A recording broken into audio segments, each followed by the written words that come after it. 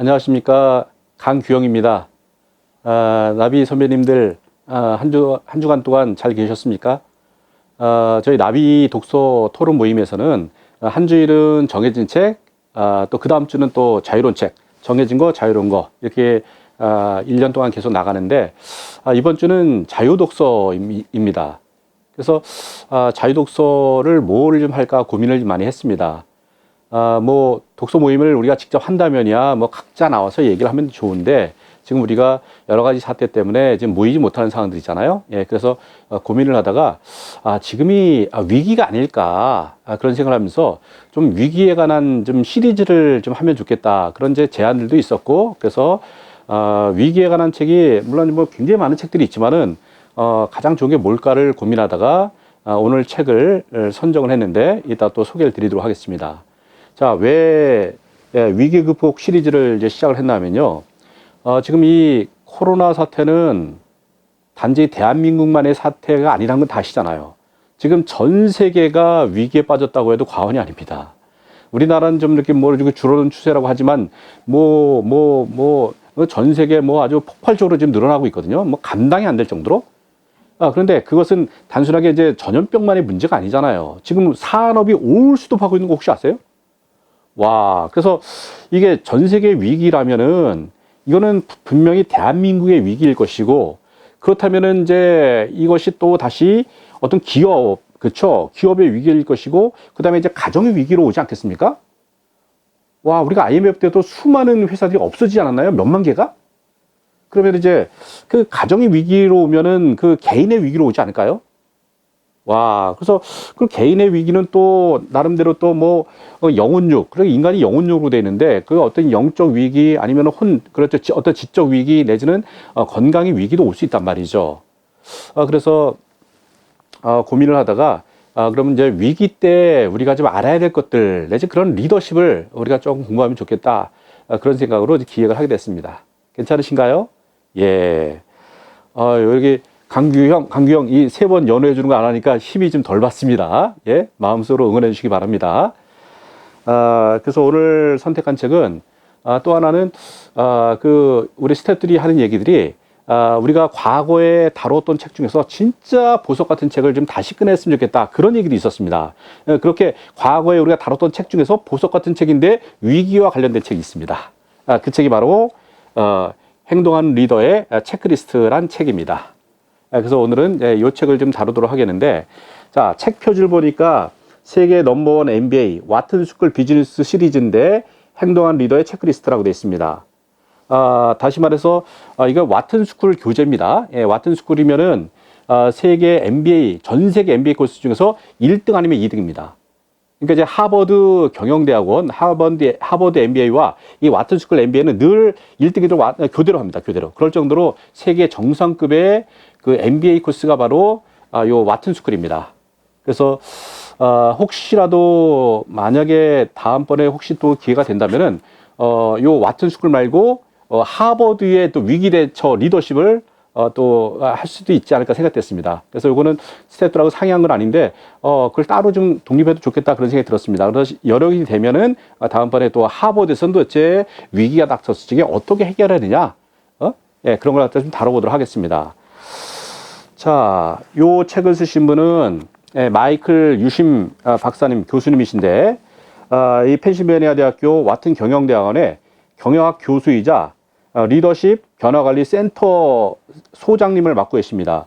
이분이 쓰셨던 책 중에서 그 리더에게 결정은 운명이다라는 책이 있는데, 이거는 뭐 세계 경영 뭐 서적 100권에 포함됐고, 워싱턴 포스트가 정하는 최고의 10대 리더십 서적으로 뭐 해당됐을 정도로 대단한 책이고, 뭐 컨설팅 하는 데는 뭐 아메리칸 익스프레스, 중국 민생은행, 시티그룹, 코카콜라, 뭐 어마어마한 전 세계 뭐 최고급의 정상급에 있는 단체들, 국가기관들 이런데 컨설팅했던 그 사례가 있는 아주 대단한 실력이 있으신 분이죠.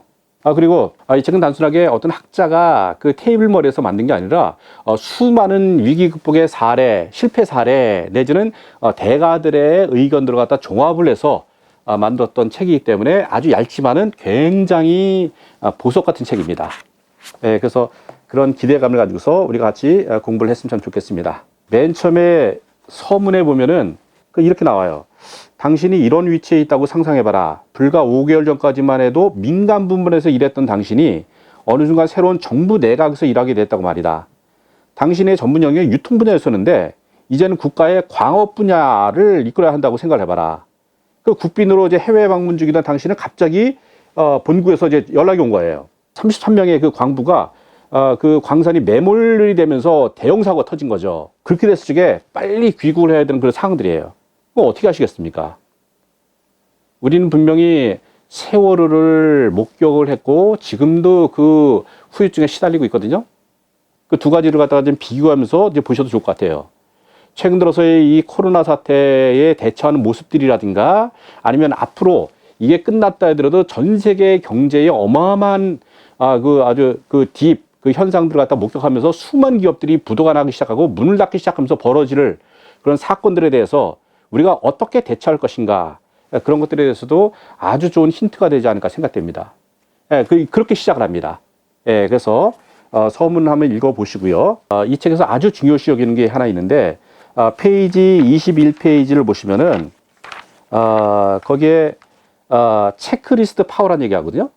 그러니까 위기에 닥쳐서 뭘 하려면 우왕좌왕 하는데 미리 어떤 그 지침이라든가 체크리스트가 잘 준비되어 있다면은 그걸 탁월하게 해결나갈 수 있다는 거, 이런 걸 갖다 여기서 이 책에서는 끊임없이 얘기합니다.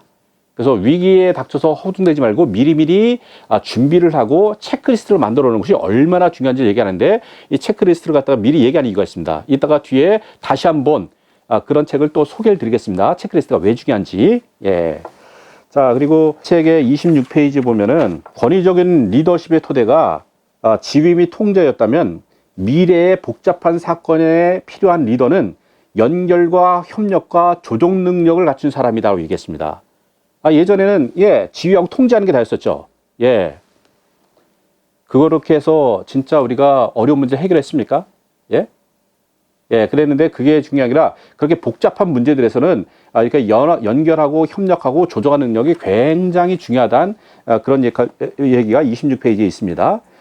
그리고 35페이지에 보면은, 이 책의 35페이지 보면은 이제 본격적으로 이 저자가 전 세계 리더십을 망라해서 특별히 위기일 적에 아주 중요한 리더십의 그 항목을 15가지 원칙을 정리했습니다. 놀라워요. 15가지 이렇게 정리를 잘 해놨는데 이게 핵심입니다. 요 35페이지, 36페이지, 37페이지 여기까지가 가장 중요한 것이 아주 요약되어 있기 때문에 이 책은 읽기도 쉽습니다. 그런데 이 책에 보면은 한 서너 가지씩 이 그룹핑이 되어 있습니다. 그룹핑이 되어 있는데 그 15가지 원칙들 중에서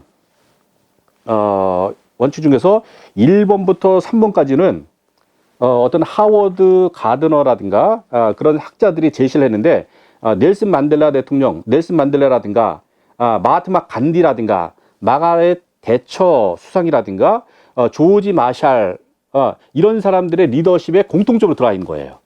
그러니까 전 세계를 이끌던 그 리더의 특성 중에 그 세 가지가 포함되어 있다는 걸 갖다가 이렇게 뽑아낸 거거든요. 와, 궁금하지 않으세요? 그 다음에 4번부터 5번, 4번, 5번은 미국 해병대 내지는 사관학교에서 아주 중요시 여기는 그런 리더십 그 특징입니다. 와, 괜찮겠죠? 미국 해병대가 유명합니다. 사관학교도 유명합니다. 웨스트포인트. 그 다음에 여기 6번하고 그 다음에 6번은 리더들한테 직접 작성한 어떤 리포트에서 뽑은 건데 6번이 있고, 그 다음에 7번, 8번, 9번이 있는데 7번, 8번, 9번은 피터 드러커가 60년간 연구한 리더십의 가장 중요한 세 가지가 들어가 있습니다. 와, 그 대단한, 저희가 가장 존경하는 그 경영의 아버지 피터 드러커가 얘기한 세 가지가 또 들어가 있습니다. 그 다음에 10번, 11번, 12번은 프랜시스 헤셀반이라고 걸스카우트, 미국의 걸스카우트 유명한데 한 10년 이상을 갖다 이끌어온 그 비영리 조직에서 해당되는 아주 중요한 원칙 세 가지가 들어가 있습니다. 와, 괜찮죠? 비영리 조직도 해당됩니다. 그 다음에 13번은 그 AIG 사태, 그 어마어마한 공룡 AIG가 이제 무너졌던 사례 때문에 나온 거고, 14번은 칠레 광부 사건이 있습니다. 이따 소개해 드릴까요? 그 다음에 15번은 그 미국의 남북 전쟁 당시에 아주 유명한 그 리더가 한 분이 계시는데 챔벌레인이라고 하는 장군, 그 장군의 사례가 나와 있는데 그 사례가 아주 잘 나와 있습니다. 그래서 이렇게 15가지로 정리된 게 있는데 너무 기대가 되지 않습니까? 예, 그래서 세계를 이끌었던 리더들 내지는 어떤 단체들의 아주 중요한 핵심 원리를 아주 꼭꼭 집어서 15가지 정리했습니다. 예, 그래서 하나씩 보겠습니다. 자, 그래서 책이 있으신 분들은 35페이지부터 보십시오. 첫 번째가 뭔가 하면은 15개 원칙 중에서 첫 번째가 명확한 비전을 제시하라. 분명하고 설득력 있는 비전을 만들고 이를 기업의 모든 직원들에게 전달하라. 그런 게 이제 원칙입니다. 그리고 요거에 대한 세부적인 것도 뒤에 나옵니다. 세부적인 체크리스트들은 또 나오니까 그거는 다음에 책을 참고하시면 됩니다. 오늘 이렇게 간단하게 넘어가고, 그 다음에 두 번째는 뭔가 하면은 전략적으로 생각하고 실천하라. 전략적으로 생각하고 실천하라. 단기적인 면과 장기적인 면에서 앞으로 나아가기 위해 실용적인 전략을 세워라. 그리고 반드시 이를 조직 전반에 걸쳐 이해시키도록 하라. 모든 구성원을 고려하라. 반응과 저항이 나타나기 전에 이를 예상하라. 이런 리더십이죠. 그 다음에 세 번째는 뭔가 하면은 모든 직원들을 존중하라. 당신을 위해 함께 일하는 직원들에게 확신과 지원을 표현하라. 그런 겁니다. 그래서 이 세 가지는 주로 넬슨 만델라, 마하트마 간디, 마가렛 대처, 조지 마샬 이런 대가, 그 리더십의 최고의 전 세계 전설 같은 대가들이 주로 사용했던 그 세 가지 원칙이 이 세 가지입니다. 예. 그 다음에 4번, 5번은 미국 해병대와 사관학교라고 말씀드렸습니다. 예. 그래서 요 4번은 뭔가 하면 책임감을 가져라. 책임에 대한 편견마저 포용하라. 공식적으로 책임을 지지 않는 자리이지만 작은 차이를 만들어낼 수 있는 자리에 있다면 더더욱 그러하다. 예, 작은 차이를 만들어낼 수 있는 그런 가능성이 있다면은, 예, 거기 중요한 게 뭔가 하면 바로 책임감을 갖고서 그걸 갖다 내가 맡아내는 거잖아요. 와우, 대단하지 않나요? 예. 우리 어떤 일이 주어졌을 적에 어떤 사람은 그걸 갖다가 아주 최소로 아주 작게 만듭니다. 미니마이즈 합니다. 근데 어떤 사람들은 그걸 어떻게 만듭니까? 일을 갖다가 맥시마이즈를 해석하죠. 예, 그게 무슨 뜻인가요? 예, 책임감이 있느냐 없느냐, 본인이 주인처럼 일을 하냐, 개처럼 일을 하느냐. 예, 아무리 대단한 그룹사 일을 한다 하더라도 알바 정신으로 하면은 이제 벗어날 수 없는 거고, 아무리 내가 편의점에서 알바를 한다 하더라도 주인처럼 사장처럼 일을 하면 나중에 그 사람이 크게 되는 거 혹시 아십니까? 저는 그런 사례 굉장히 많이 알고 있습니다. 저도 역시 조직에 있을 적에 신입사원 때부터 제가 사장처럼 일을 했고 주인처럼 일을 했지만 진짜로 제가 계열사 사장이 됐고 제가 CEO가 됐습니다. 그래서 우리가 그런 책임을 갖는 것이 얼마나 중요한지 다시 한번 생각했고요. 그 다음에 5번째가 뭔가 하면 결단력 있게 행동하라. 결단력 있게 행동하라. 훌륭하고 시의적절한 결정을 내려라. 그리고 이 결정들이 잘 실행되도록 보장하라. 예, 그래서 미국 해병대라든가 사관학교에서 아주 중요시 여기는 그 덕목이 이 두 가지입니다. 자, 그 다음에 6번째 거는 수많은 리더들한테 종합을 해보니까 그분들의 리포트에서 가장 많이 얘기하는 것 중에 하나가 요거라고 얘기하더라고요. 그게 바로 뭔가 하면 6번이 설득하는 말투로 소통하라. 설득하는 말투로 소통하라. 설득하는 말투로 소통에 나서면 사람들은 쉽게 잊지 않을 것이다. 그런 해설이 있고요. 물론 여기 작은 그 체크리스트는 다음번에도 나옵니다. 예, 그걸 참고하시고요. 자, 그 다음에 이번에는 7번, 8번, 9번을 소개해 드릴 텐데 7, 8, 9번은 바로 그 전설적인 피터 드러커 교수님께서 중요시 여기는 덕목 3가지입니다. 자, 7번이 바로 뭔가 하면 팀의 동기를 부여하라. 사람들 각자가 보여주는 독특한 개성에 감사하라. 그리고 각자에 맞는 다양한 동기를 만들어줘라. 예, 이게 바로 7번이고요. 그 다음에 8번은 최전선에 있는 직원들을 끌어안아라. 와우. 끝단에 선 사람들. 예, 끝단에 서는 게 참 중요합니다. 예, 최종 소비자와 이렇게 접점이 있는 걸 갖다 끝단이라고 얘기하는데 그 끝단에 서보는 게 중요한 거고 그 부서 사람이 굉장히 중요한 겁니다. 전략적인 의사결정을 제외하고 모든 권한을 위임하라. 그리고 기업의 업무에 있어 가장 접점에서 일하는 직원들에게 가까이 붙어 있어라. 예, 최접점에 있는 제 스승님께서는 그 단어를 갖다가 끝단에 서라 그런 얘기를 많이 했습니다. 항상 끝단에 서라. 최종 소비자와 만나는 그 지점에 서 있는 것이 굉장히 중요하다. 그런 얘기를 참 많이 했거든요. 예, 다시 말해서 우리가 현장에 가 있는지, 사무실 안에서 책상만 붙들고 있는지, 예, 여러분 안에서 뭐가 있습니까? 예, 사무실 안에 뭐가 있습니까? 예, 비용과 문제만 말씀하지 않습니까? 바깥에 뭐가 있나요? 예, 바깥에는 돈과 고객이 있는 거 혹시 아십니까? 예, 그래서 안에가 아니라 책상을 붙들고 있는 게 아니라 바깥에 현장에 나가는 것이 얼마나 중요한지 다시 한번 얘기하고 있는 것 같습니다. 자, 그 다음에 피터 드러커가 얘기하는 이제 9번째, 다른 사람들의 리더십도 키워라. 그래서 조직 전반적으로 리더십 개발에 나서라. 그러니까 이제 사장 혼자서 임원들만 공부하는 게 아니라 전사적으로 리더십을 개발시키고 리더십 교육을 시키는 것이 얼마나 중요한지 이렇게 얘기를 하고 있습니다. 자, 그 다음에 이번에는 10번부터 12번까지인데 이거는 바로 프랜시스 헤셀바인, 그 걸스카우트를 10년 이상 했다가 이끌어왔고 비영리 조직을 이끄는 아주 중요한 그런 쪽 일을 하셨던 이제 그런 분이고, 또 여기를 은퇴하고 나서는 아마 피터 드러커 그 어떤 그 무슨 연구회인가요? 거기 회장까지 하셨던 아주 대단하신 분이죠. 전 세계 리더십의 상징이었던 분이 바로 헤셀바인 회장이신데, 그분이 10번에 뭐라고 했냐면 10번은 관계를 관리하라. 당신을 지켜보는 사람들이 개인적으로 지속적인 관계를 구축하라. 직장 내 감성과 열정을 연결시키기 위해 노력하라. 이게 10번이고요. 그 다음에 11번은 뭔가 하면은 개인적 의미를 찾아줘라. 직원들에게 비전과 전략의 영향력이 곧 자신의 회사와 미래를 함께하는 것과 같다는 것을 감사히 여기도록 도와줘라. 그런 말이고요. 그 다음에 12번, 당신의 성격을 전달하라. 이걸 갖다 캐릭터라고 하는데, 당신의 성격을 전달하라는 말은 제스처나 논의 그리고 말들을 통해 사람들에게 당신이 진실된 사람임을 확인시켜줘라. 그런 얘기거든요. 예, 그래서 이거는 주로 비영리 조직에서 굉장히 중요시 여기는 그 덕목 3가지입니다. 자, 이번에는 이제 드디어 실제 사례가 나오는 덕목들이 있습니다. 자, 13번. 13번은 지나친 낙관주의를 줄여라. 성공에 따른 오만함에 대응하기 위해 잠재된 위험과 해결되지 않은 문제들에게 관심을 집중시켜라. 그리고 관리자들이 불필요한 위협에 빠져드는 것을 경계토록 하라. 그랬는데 요건 바로 AIG 그 사태를 갖다가 얘기한 겁니다. 자, AIG 사태인가 뭔가 하면 우리가 2000 몇 년도죠? 2008년도인가요? 재정 위기 우리 다 알잖아요. 그때 그 서브프라임 모기지 사태 그거 나면서 전 세계가 공황 상태에 빠졌잖아요. 예, 그런데 AIG는 우리가 잘 모를 수도 있는데 그 대단한 회사입니다. AIG는 몇 년도에 생겼냐면 1919년도입니다. 우리 김이 독립운동할 적에 얘네들은 벌써 회사를 만드는 거예요. 예, 그래서 투자은행을 만드는 거죠. 예, 보험회사도 만들고, 그리고 직원이 그 당시 10만 명이었었고요.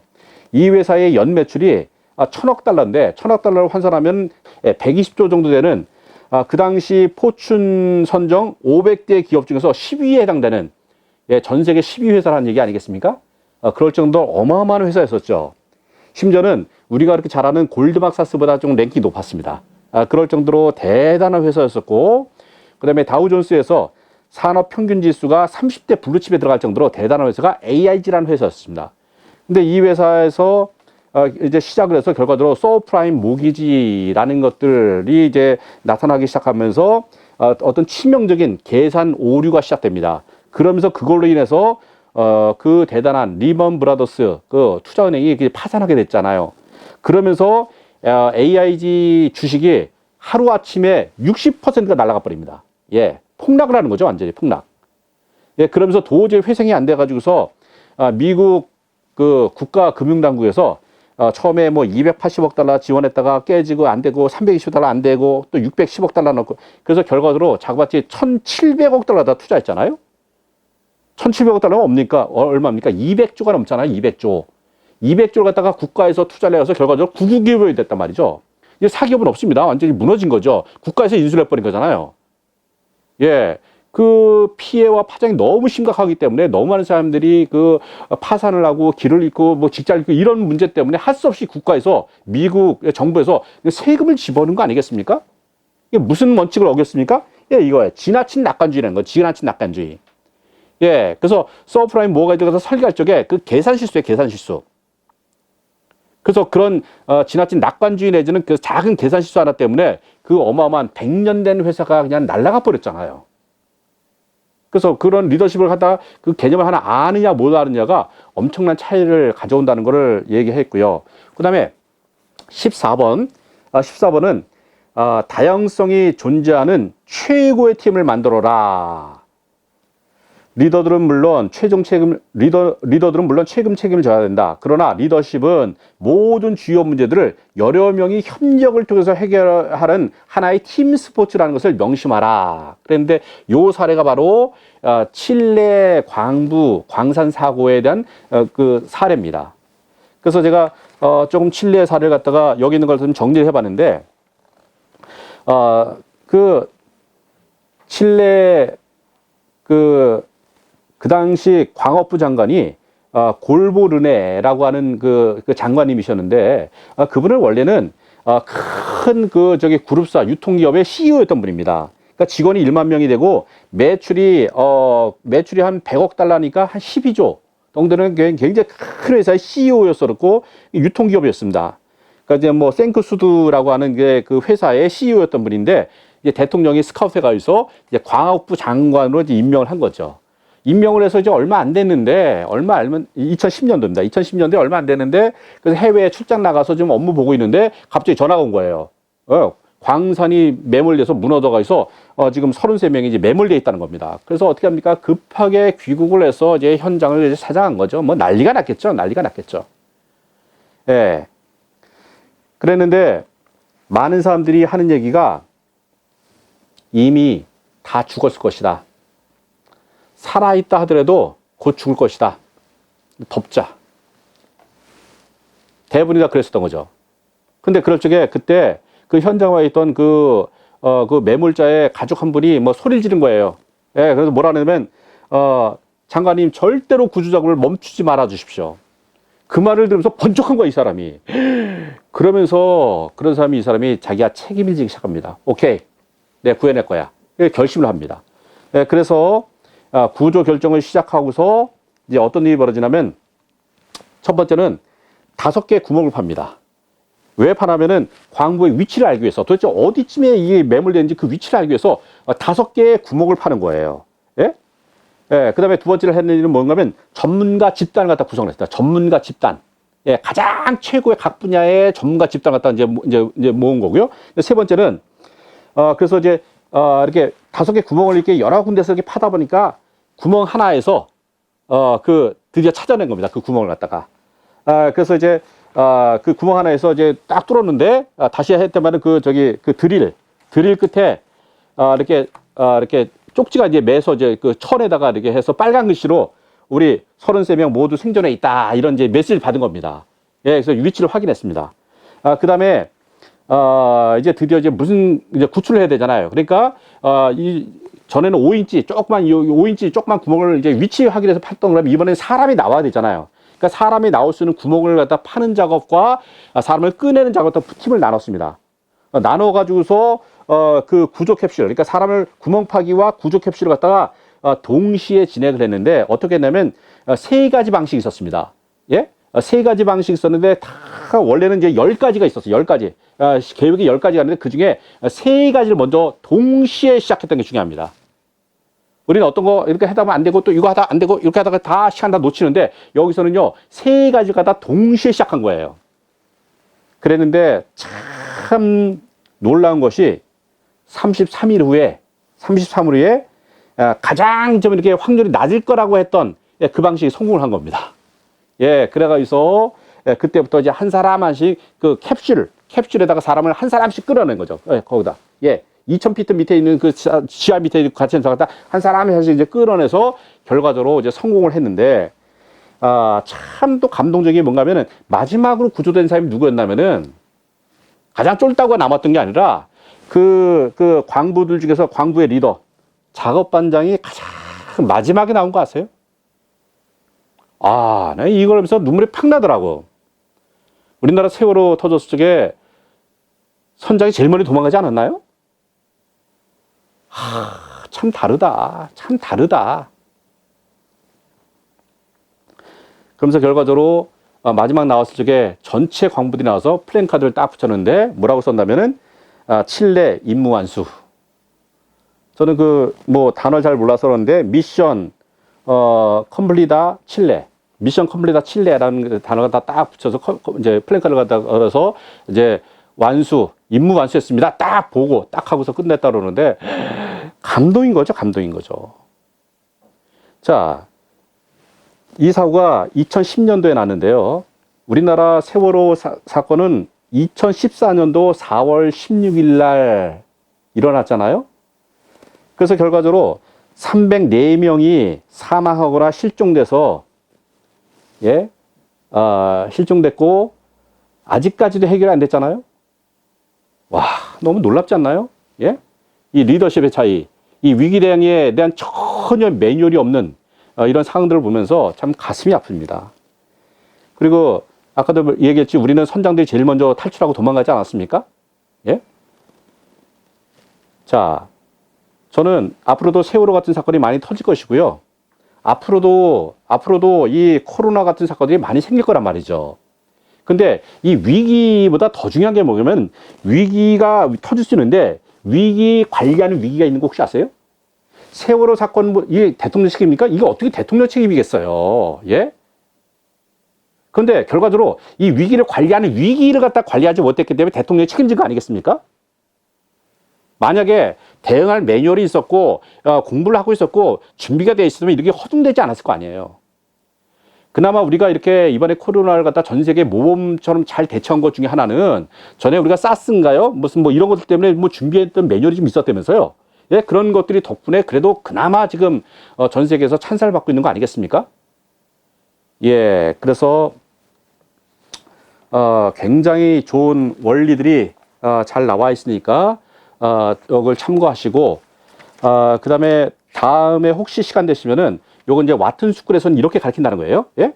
세계 최고의 MBA 코스는 이런 위기 대응 때 이런 매뉴얼을 가르치고 이런 공부 지식을 갖다 가르쳐줘서 위기 대응을 한단 말이죠. 그러면 이번에는 도대체 하버드에서는 어떻게 하는지 궁금하지 않으세요? 예, 그래서 다음번에 혹시 좀 시간이 된다면은 하버드에서는 어떻게 대응하는지도 소개를 드리도록 하겠습니다. 마지막으로 클로징 하겠습니다. 이제 앞으로 이거는 이제 세계 문제이고 국가 문제이고 반드시 기업가 일터의 위기로 올 겁니다. 그러면 반드시 가정의 위기로 올 거란 말이죠. 그리고 내 개인의 위기로 올 거란 말이에요. 내가 아무리 일을 하고 싶었는데 회사가 없어지면 소용이 없지 않겠습니까? 그래서 지금 우리가 어떻게 의연하게 대처할지 지금부터 마음의 준비를 하고 나름대로 자기 나름대로의 매뉴얼과 체크리스트를 만드는 게 굉장히 중요합니다. 그래서 이 책에서도 그 중요하게 여기는 게 바로 체크리스트를 얘기합니다. 체크리스트를 얘기하는데 요게 바로 요 책입니다. 체크리스트. 다음번에 한번 다룰 겁니다. 예, 체크리스트에 관한 책이 있고, 그 다음에 이 책에서 또 나오는 게 그 AAR 개념이 있습니다. 그 138페이지 보면은 애프터 액션 리뷰, 어떤 사후 평가가 얼마나 중요한지가 이게 나오는데, 그 AAR에 관한 내용들이 바로 이 피드백 내지는 우리가 그렇게 좋아하는 창업가, 이 책에 바로 AAR, 애프터 액션 리뷰, 어떤 일을 행사를 하고 나서 반드시 되돌아보는 훈련, 그 원리가 여기 나와 있습니다. 그래서 AAR은 그냥 간단하게 말씀드리면은 얻고자 한 것은 무엇이냐, 얻은 것은 무엇인가, 차이와 그 원인은 무엇인가, 해야 할 것은 무엇인가, 하지 말아야 될 것은 무엇인가, 요거를 행사 때마다 이렇게 관리하는 것을 말합니다. 그래서 미국에서 주로 이걸 해서 엄청나게 성과를 얻었고, 그 이스라엘 그 군대에서 도입해서 굉장히 성공했던 그 사례입니다. 그래서 이 책도 좀 참고하시고요. 그 다음에 이 책에 보면은 55페이지에 보면은 노잉 두잉 갭이란 말이 있습니다. 노잉 두잉 갭.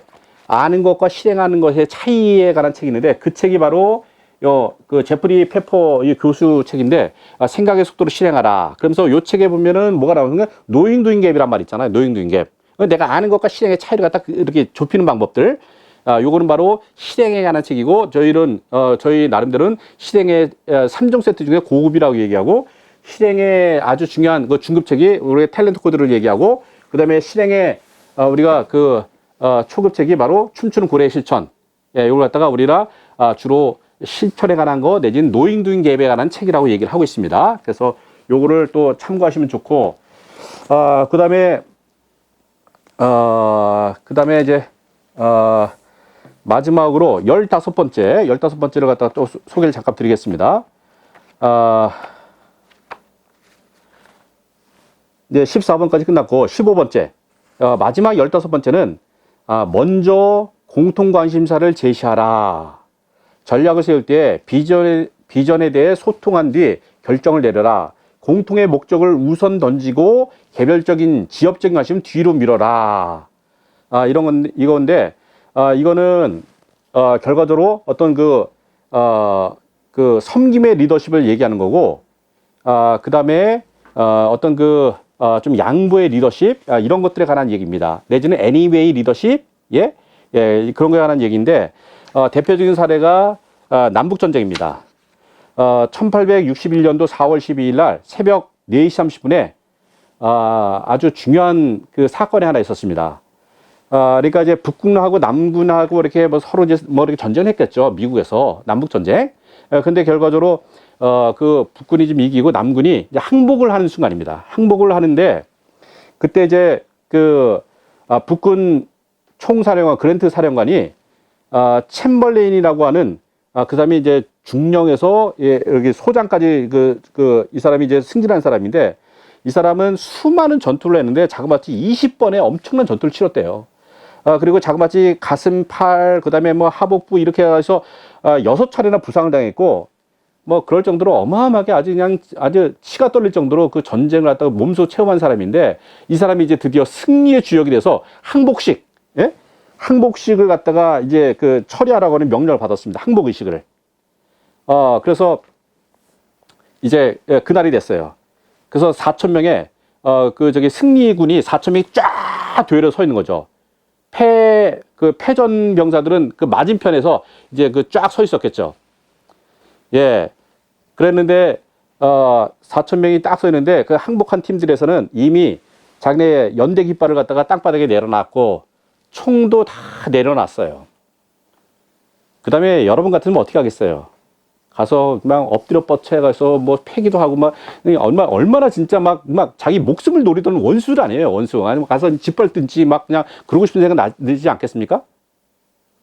그랬는데요. 놀랍게도 챔벌레인 소장은 그렇게 하지 않았습니다. 4,000명이 딱 도열에 서가지고 상대방 항복하는 패전 병사들을 향해서 받들어 총! 아시죠? 최고의 예우를 했다는 거 아니겠습니까? 우와. 그러니까 상대방 패장, 사령관도 놀래가지고서 자기네도 똑똑 서가지고 역시 또 자기네도 딱 전체 경제태가지고 마무리했다는 스토리가 있었는데 남부연합군 장군이었던 고든 장군이 이제 감동을 해서 가장 불명예스럽고 치욕적인 항복의 날 자신들을 존중해주는 적장을 보면서 이제 감동을 한 거죠. 그래서 결과적으로 미국이 하나 된 거 아니겠어요? 예? 이거 엄청난 일이죠, 엄청난 일. 그래서 그 사건을 갖다가 경례에 화답한 경례라고 하는 위대한 사건으로 기록이 되는데 어떻게 그렇게 할 수 있을까? 그게 즉흥적으로 나왔을까? 평상시 훈련되지 않고 리더십 훈련되지 않고서 그런 일이 있을 수 있을까? 그 행사 전체 갖다가 챔벌레인한테 다 위임을 한 거예요. 이 사람이 어떻게 하든 관계없어요. 가서 뭐 이렇게 족발도 받든지 패든지 무슨 감옥에 집든 마음대로 할 수 있는 거예요. 근데 그 사람 어떻게 했다고요? 받들어 총을 한 거예요. 받들어 총. 아지요. 군대에서는 최고의 존중의 표시, 최고의 인사가 바로 받들어 총 아니에요. 받들어 총. 예, 군대 가서 알잖아, 이거. 어떻게 그렇게 할 수 있을까? 와. 그래서 참 감동적이었었고요. 84페이지 스토리가 다 나와 있습니다. 84페이지에 그런 게 나와 있고, 그 다음에 저는 그래서 그 페이지에 이런 내용들이 있어요. 양쪽에게도 남아있는 적개심보다는, 그렇죠? 서로에게 적개심 있지 않겠어요? 화해를 위한 제스처가 더 중요하다. 전자는 자연스러운 감정이었고, 후자는 배워나가야 하는 것이다. 와. 적개심은 자연스러운 감정이고, 예, 화해로운 제스처는 배워나가야 하는 것이다. 와, 감동적입니다. 개인의 이익이나 적개심보다는 공통의 임무를 우선 제시하라는 것이다. 특히 이런 행동이 가장 자연스러워 보일 때 이를 실천해야 한다. 이 마지막 체크리스트를 우리는 섬기는 또는 이타적인 리더십이라고 부르곤 한다. 이는 미국 해병대 격언에도 잘 새겨져 있다. 장교가 가장 마지막에 먹는다. 짐 콜린스는 자신의 저서 좋은 기업을 넘어 위대한 기업으로 라고 하는 그 책이 있죠. 굿 투 그레이트라고 하는데 뭐 영원한 명저죠. 여기에 원리가 바로 이 섬김의 리더십이고 이걸 얘기하는 겁니다. 예전에 어떤 다른 책에서 본 적이 있었는데 어떤 그 해병대 장교 한 사람이 훈련받고 이제 정신없고 이제 뭐 처음 이제 장교 배치받아서 그래서 이제 식당 가서 이제 밥 먹으러 하는데 그냥 앞에 탁 밥을 먹으려 그러는데 뒤에는 하사관이 다 잡아 끌더래요. 장교는 맨 마지막에 먹는다. 그때 그게 생각나는데 여기에 그 내용이 있더라고요. 예, 그래서